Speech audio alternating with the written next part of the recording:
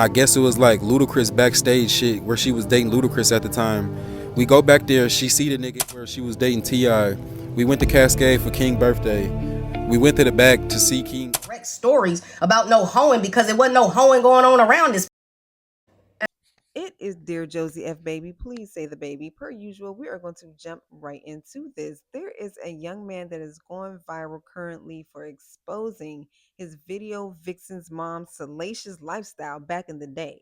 He is accusing this lady of pursuing the likes of Gucci Mane and T.I., Ludacris, Gorilla Zoe, Rick Ross, the whole Atlanta starting five. Now, in pursuit of these relationships, she decided to neglect her motherly and her wifely duties as she had young children and a husband. He claims that the stepdaddy paid all of the bills and she was out on red carpets and trying to get these men to pay all of her bills. She wanted a higher lifestyle, okay? She didn't want you to pay the car note for the Honda. Okay, she wanted you to pay the car note for the Benz. Now he also claims that his stepdad used to stay at his mom's house so that she can go and do all of these things. Now he's exposing his mom in a set of Chanel pearls, so I'm a little skeptical already. And what stepdaddy is going to let his wife just go and run amok in the town while he's staying at your grandma's house? Something's not adding up To here. like date rappers. Whole time she was just getting fucked on by these niggas. They wasn't even really dating her because they never claimed her.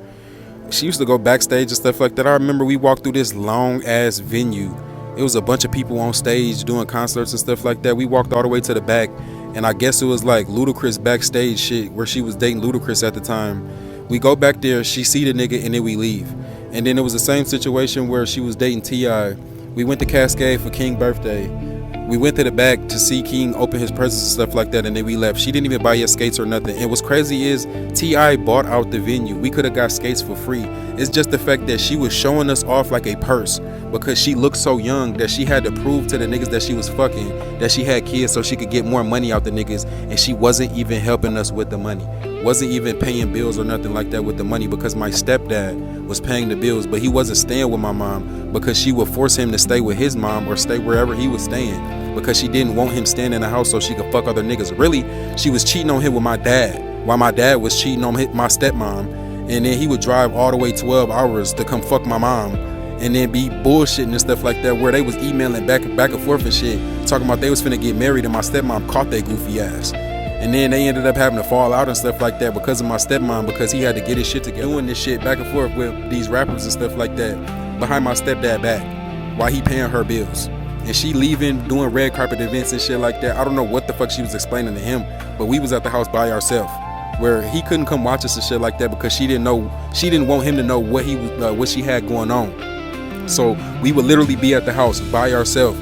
Me, my brother, and my sister just sitting in her bed crying, waiting for her to get home. And this bitch on planes going across the country doing red carpet events, meeting up with Gucci Mane and fucking T.I. and all these people where I remember at one point in her life she was just a fucking threesome for T.I. and Tiny where she was going out her way to get fucked on by these niggas. And then she had Bow Wow friend Cleo, the nigga from Hole Zero. He had took me to Chick-fil-A and gave me a Chick-fil-A sandwich and shit like that. Told me that I need to be a better kid for my mom because she trying so hard. No the fuck she not. This bitch is giving out coochie.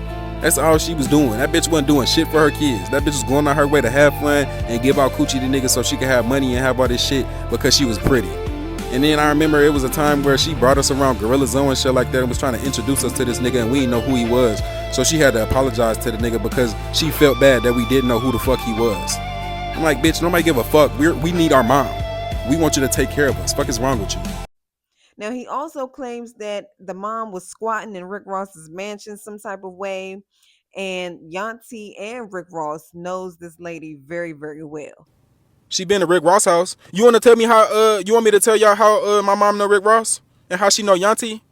Yes, she know Tia. She know Yanti. So, my mom had a friend. She ended up going over Rick Ross' house when she was fucking on Rick Ross, and she brought her son over there, and they started squatting in Rick Ross' house. She went out her way to do certain things and shit like that based on her going out her way to put herself in a situation where she felt like because Rick Ross had money, she needed to stick like by him, and went out her way to squat in his house and shit because she thought, well, you just gonna have to get me evicted and stuff. And because he ended up fucking the bitch, she went on her way to put herself in a situation where she was like, well, you gonna take care of me and stuff like that. You gonna do what I need you to do to make sure you take care of my kid because you fucked me. So she was at Rick Ross' house and she was stuck basically in there until he got her evicted and got the police called on her for her to go out her way to get taken care of by Rick Ross. Now, Yanti shut that down quick. She said, "Hey, little boy, I don't know you or your mama. Keep me out this sugar honey iced tea. This sounds personal. I feel you." Now, back in the day, we used to go to the club with $40 in that Coach wristlet. Okay, go down to executive. We used to go up in there, leave the club at 3 a.m. and be drunk. Go down to Whataburger, IHOP and be full fed.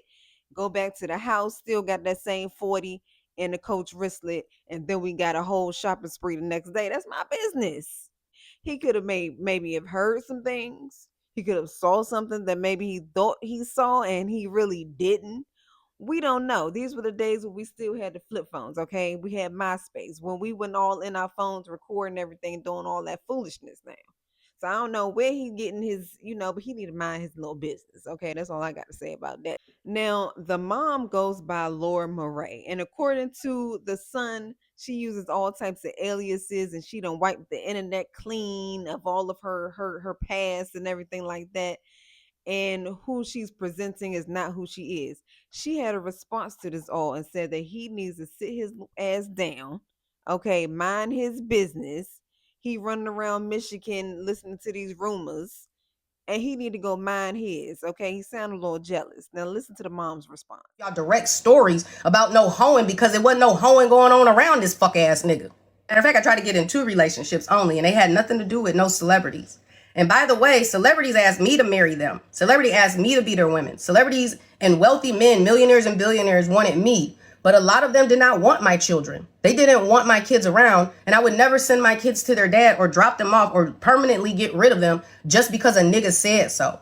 A nigga bought me an island, had $1 million for me, and was ready to marry me if I sent them niggas back up to their dads and left them there permanently, and I said no. I went and got my babies. An island. I still have the pictures of that island. Only got to go to it once. An island. Do you hear me? Baby, let me tell you something. Yeah, them kids gonna have to go with their daddy real quick because yeah, I'm gonna have to live on an island for at least a good 30 to 40. Give me a good at least 30 to 40 days to chill up on that island with my feet kicked up, Let me just experience this lifestyle just one time, okay? Now, these lifestyles always come with a price, okay? I.e. Diddy. A little shady, okay? Diddy. Okay, you have to do something strange for a piece of change if you want an island. Okay, we don't know what happened in this lady's life. It's none of our business. And it's none of her child's business if you ask me. But, who am I? So I had the pick of the litter. I had billionaires. I had millionaires. I had anybody that I could want. I didn't want them. I was focused on raising my kids and not having a bunch of men around my children, exaggerated and made up. He's heard some things through the grapevine. Some people from Michigan told him this and that, and they was lying because they didn't know the fucking tea. So he's taking rumors. He's heard shit in his dad's house. He's heard what people thought was going on with me, and he's trying to make it be something that is not. But we ain't got to the big thing here. My son got put out of my house for a reason. He was a threat to the people around him. He was a problem. I almost took my kid off this planet over this shit that he did, and it changed the course of our life. That and my daughter's kidnapping were the 2 things that are most traumatic things I ever experienced as a mother. I thought my kids lying on me, telling me they hate me, telling folks I didn't feed them, telling folks I didn't, all this shit they did. They've been doing this shit since they was 2, bruh. All this shit they've been doing. But I didn't think this would be Now, like on this. top of that, he also goes in to expose his own dad. And the dad asks him, Did you lose your mind or did you never have it to begin with? Now, if both of the parents is coming at you sideways, and I'm a little, I don't want to minimize this young man's trauma or anything like that. I was not there, but at the same time, it sounds like he may be a little confused and sound like he may have needed to stay in the child's place like he needs to do now. Was you fed? Did you have clothes? Did you have Merc in your cereal? Have noodles with the packet? Like, you're not gonna do this now. Like, I would be totally disowning his ass. Okay, you God's child now. Leave your comments down below. Thank you for watching. Make sure you like, comment, and subscribe. Peace. Lame these niggas is that I come from, bro. My mama, my daddy, all these niggas, bro. My whole family is some fucking lames and some bums. All y'all do is get fucked on and birth children and shit, sit around each other and die off 1800. Y'all some freaky bums. Shut the fuck up talking to me, nigga. I got more money than all of y'all put together. Not one of y'all can touch me. Nigga, this hat costs more than your existence. Fuck is you talking about? There's nothing that y'all could do to touch me and shit. Y'all can't even fly out to Atlanta and get a fucking ticket. You can't even get a plane ticket to come fucking touch me. That's what's crazy. Y'all making it seem like y'all really got something going, but y'all have nothing going for yourselves. Yo, bitch got fired from her fucking government job because she was trying to sell EBT to a fucking person who worked at the EBT. How dumb can y'all be? Hey, nigga, stop doing all that talking to me, nigga. You see the motherfucking gloves right there. We can get down anytime you want, bitch-ass boy. I'm talking to my dad. You know how I get down, nigga. You always running from me like a fucking pussy. Stop doing all that talking over the phone. You know I don't do that fucking Twitter talking and shit like that. I say this shit to your fucking face, and I done did this shit before. You ain't never did shit to me once. I ain't never put my hands on your bitch, but I will. And I put my hands on your bitch ass, nigga. Stop playing with me. You stop acting like that. You was a bitch. You let niggas punk you all the time. You ain't never been like that. You always been a bitch ass nigga. You only do what your bitch tell you to, like a fucking female. Y'all, this the same nigga that's out there making beats at 50 fucking years old. This nigga had a business and shit and turned it into a studio like a dumbass because he want to make beats and get on music and shit like that because he think that's his passion or something. Nigga, y'all only got on that shit because I was rapping and shit and y'all seen how good a nigga was. I was locally famous over there in that bitch. Nigga, everybody knew me for rapping and shit. That's why niggas called me 2 times, nigga. Everybody called me that shit, nigga. Not one person called me by my real fucking name. Everybody call me by my alias and shit like that because I'm really like that, nigga. Really was out there doing shit, nigga. Nigga, you go ask about me, bitch ass boy. Don't nobody know your name in the streets, nigga. They know me. Nigga, they don't even know you from my name and shit. That's my name, nigga. I done took your shit and turned it into something else, nigga. Ain't no Junior, nigga. I'm the fucking original Robert, bitch.